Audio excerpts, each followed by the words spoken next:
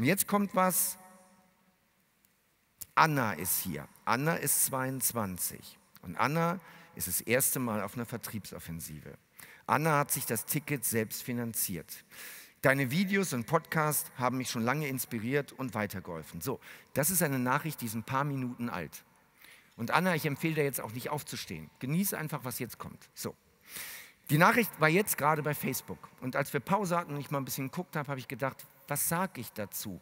Weil das, was Anna mir schreibt, das betrifft auch andere und das passt gerade zum Thema. Ist also jetzt nicht geplant. Anna sagt, jetzt kommt ein großes Aber, Kritik ist gut und sollte geäußert und geklärt werden. Damit du eine Chance hast, darauf persönlich zu reagieren, schreibe ich dir hier. Der gestrige Tag war super, bis nach dem Live-Coaching. Natürlich bist du Verkäufer und du musst dich und deine Produkte verkaufen. Verstehe aber auch, das verstehe ich auch, aber nur zu einem gewissen Maß. Nachdem du über 1 Stunde deine Produkte promotet hast, 1 Stunde, war ich dabei, und keine wichtigen, hilfreichen Inhalte rübergebracht hast, war ich schwer enttäuscht. Schließlich gebe ich meine Zeit und mein Geld, um wirklich besser zu werden und mir nicht 1 Stunde lang was verkaufen zu lassen. Heute bin ich wieder neutral, aber sehr motiviert gestartet. 2. Tag. Nachdem du wieder deine Produkte so beworben hast, ohne Lerneffekt für mich, habe ich den Raum verlassen. So. Ja. Für alle, die jetzt geklatscht haben, ihr könnt 2 Tage lang alles mitschreiben. Ihr könnt uns alle Techniken angucken. Ihr könnt Argumentationstechniken, 33 gute Gründe. Ihr könnt die Abschlusstechniken, Noah Alternativ, Einwandbehandlung, Flummi-Technik, Meinungsfrage plus Argument, Reframing. Ihr könnt das alles mitschreiben. Ihr werdet als Verkäufer niemals das erreichen, was ihr erreichen könntet. Ihr werdet hinter euren Möglichkeiten zurückbleiben. Wisst ihr warum? Weil ihr gerade geklatscht habt.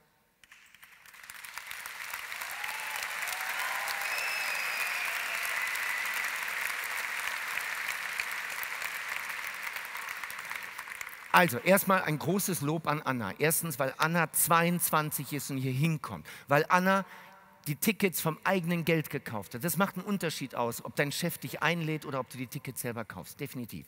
Und ein großes Lob für Anna, dass sie mir das schreibt. Aber nochmal, das, was Anna schreibt, hat mehr mit Anna zu tun als mit mir. Bei aller Liebe.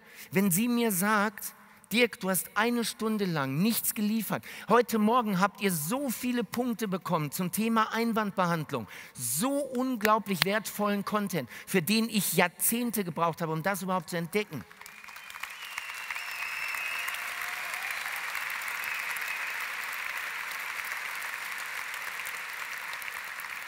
Die Frage ist immer, bist du ein Bewerter oder bist du ein Verwerter? Ein Bewerter sitzt hier und sagt, ach, das kenne ich schon. Ach, das war in einem Podcast. Ach ja, das habe ich schon mal von einem anderen gehört. Das ist der Bewerter. Der Bewerter, der sagt, ja, ist viel zu warm hier. Und ach, jetzt liegt schon wieder ein Flyer auf dem Tisch. Ach Mensch, die verkaufen jetzt. Das ist Bewerten. Und ich sage euch was, all diesen Kritikern wird niemals ein Denkmal gesetzt. Die, die immer nur bewerten, das sind die, die zugucken. Aber niemals wird einem, der zuguckt, ein Denkmal gesetzt. Niemals bleibt einmal der nur bewertet hat, in Erinnerung. Es gab mal einen Literaturkritiker, Reich Ranitzky. Ich weiß nur noch den Namen, weil der Name so komisch war. Reich Ranitzky. In 10 Jahren wird sich niemand mehr an den erinnern, weil er hat selber nichts Produktives hinterlassen. Er hat nur andere Werke bewertet.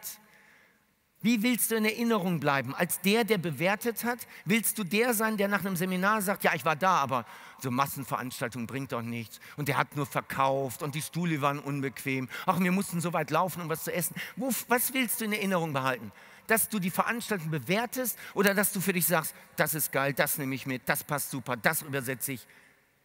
Und dann triffst du nach einem Jahr jemanden wieder, der neben dir gesessen hat.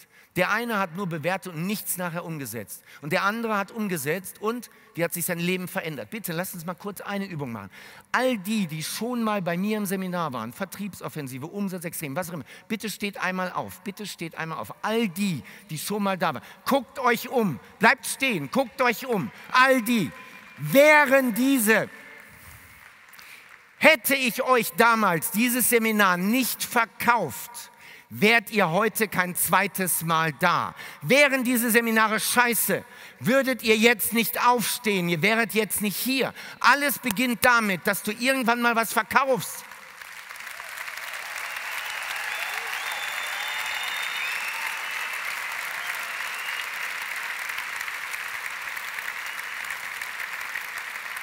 Wenn ihr etwas Gutes habt, wenn ihr etwas habt, was euren Kunden einen echten Vorteil bietet, bitte nehmt gern wieder Platz, selbst für mich beeindruckend, wie viele, mega.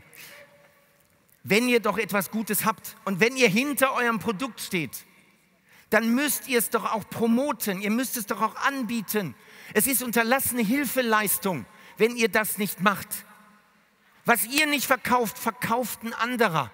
Und ist das von den anderen besser oder gibt es bei den anderen Nachteile? Und wenn ihr nicht dafür sorgt, dass euer Kunde euer Produkt kauft, dann unterstützt ihr das, dass der Kunde etwas Nachteiliges kauft, weil jemand anders es verkauft. Ich bin davon überzeugt, niemand im deutschsprachigen Markt macht bessere Verkaufstrainings als ich. Und deswegen will ich, dass ihr in meine Trainings kommt, nicht woanders hingeht.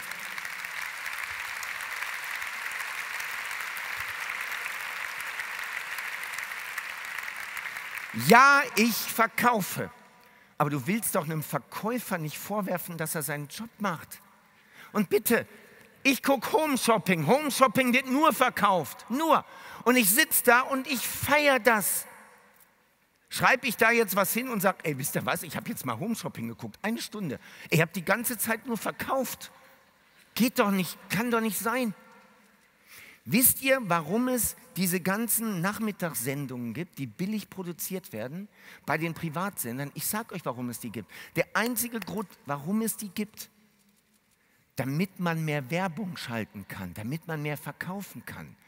Weil wenn nur Werbung ist, dann guckt keiner. Aber wenn du zwischendurch irgendeine billig produzierte Scheiße da reinschiebst, dann gucken die Leute das Zeug und dann können sie wieder Werbung konsumieren.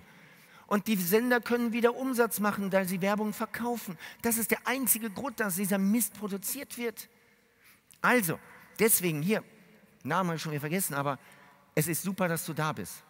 Und das, was du mir geschrieben hast, sagt mehr über deine Glaubenssätze aus, als über mich, was ich hier tue. Und wenn du 22 bist, ist das super, dass du da bist, weil jetzt kannst du noch unheimlich viel ändern. Du kannst noch unheimlich viel ändern. Bitte, drehen wir das doch nochmal, drehen wir es nochmal. Wir machen das manchmal als Übung bei der Vertriebsoffensive. Überlegt doch mal, wofür schlägt euer Herz? Was liebt ihr? Liebt ihr vielleicht eure Kinder? Sagt ihr, ich habe 4 Kinder und ich liebe meine Familie, weil es ist so schön mit 4 Kindern. Da gehe ich drin auf. Oder spielt ihr ein Instrument? Irgendein Instrument, wo er sagt, ich liebe dieses Instrument, das ist meins. Oder ihr macht eine Sportart. Ihr sagt, diese Sportart, das ist genau meins. Und eigentlich müsste jeder diese Sportart machen. So, und jetzt lernt ihr jemanden kennen. Ihr lernt jemanden kennen und bei einer Party und ihr unterhaltet euch. So, und jetzt sagt der, sag mal, wofür brennst du denn? Und dann erzählst du und sagst, ich brenne für meine 4 Kinder. Meine 4 Kinder machen mich so glücklich. Und bitte, wenn ich dir einen Tipp geben darf, dann fang früh an, Kinder zu kriegen und hab mindestens 4 und es ist so eine Erfüllung. Was machst du? Du promotest gerade das, was dich glücklich macht. Du promotest gerade deine Familie. Du überzeugst jemanden, der vielleicht Single ist oder keine Kinder hat, jetzt eine Familie zu gründen. Du verkaufst, du machst nichts anderes. Du brennst dafür und du verkaufst. Und für all die, die sagen, nee, also das würde ich mich nicht trauen, jetzt hier noch zu verkaufen. Nee, das wäre nicht meins. Dann stehst du nicht hinter dem Produkt, hinter deinem Unternehmen, hinter deinem Job. Und du wirst nicht das Potenzial heben können als Verkäufer, was du heben könntest. Weil du nicht dahinter stehst. Auf einer Skala 1 bis 10,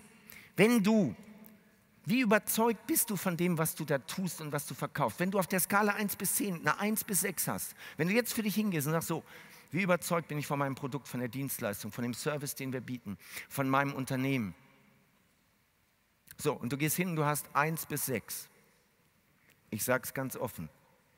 Sucht euch einen anderen Job, sucht euch ein anderes Unternehmen, sucht euch ein anderes Produkt. Ihr werdet die PS nicht auf die Straße bringen, weil er nicht dahinter steht. Wenn ihr auf einer 7, 8 oder 9 steht, dann ist das schon gut. Aber dann beschäftigt euch noch stärker damit, weil selbst eine 7, 8 und 9 sorgt dafür, dass du nicht die PS auf die Straße bringst, die du bringen könntest. Es ist gut, es gibt keinen Grund zu wechseln, aber beschäftige dich noch ein bisschen stärker damit. Was sind die Vorteile für deinen Kunden? Warum macht es für deinen Kunden Sinn, das zu kaufen? Und wenn du auf einer 10 bist, ist alles gut. Dann musst du nur noch deine Verkaufstechnik optimieren und gucken, dass du da erfolgreich wirst. Aber ein Hund merkt dem Postboten an, ob der Angst hat oder nicht. Im Zweifel beißt das Tier. Ein Springpferd merkt dem Reiter an, ob er sich das Hindernis zutraut oder nicht. Im Zweifel verweigert das Tier. Ein Kunde spürt, ob du hinter deinem Produkt stehst oder nicht. Ob du nur deinen Job machst, weil du Kohle haben willst. Oder ob du es aus Überzeugung machst. Ob du ein Söldner bist oder ob du jemand bist, der das aus Leidenschaft macht. Und nur dann, wenn der Kunde wirklich überzeugt ist, wenn er dir glaubt, wenn du authentisch bist, wird der Kunde kaufen. Beim geringsten Zweifel wird der Kunde keine Kaufentscheidung treffen. Er wird den Auftrag bei dir nicht platzieren. Deswegen ist das so elementar wichtig. Das ist das ganze Thema Mindset. Das, was wir jetzt gerade machen, ist Mindset. Wenn dein Mindset nicht auf einer 10 steht, wirst du immer hinter deinen Möglichkeiten bleiben. Ich habe immer nur Verkaufstechniken gemacht, als Inhouse-Trainer immer nur Verkaufstechniken, weil ich gesagt habe, ey, die Psychonummer soll jeder für sich machen. Ist doch nicht meine Baustelle. Habe ich gar keine Ausbildung für. So, und jetzt lerne ich aber immer stärker, immer stärker. Das Problem ist nicht die Abschlusstechnik, das Problem ist nicht die Einwandbehandlung. Das Problem ist, der gibt zu früh auf. Warum gibt er zu früh auf? Das Problem ist, der ruft da gar nicht erst an. Analytische Lähmung. Er erzählt sich selber, was alles passieren könnte, wenn er da anruft. Und das ist Mindset. Die meisten bleiben hinter ihren Möglichkeiten zurück, weil das Mindset, weil sie da eine Baustelle haben. Und deswegen biete ich dieses Seminar an. Und deswegen, wenn ihr sagt, Verkaufstechniken, willkommen.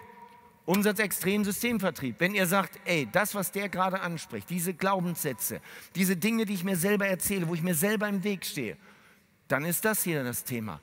Aber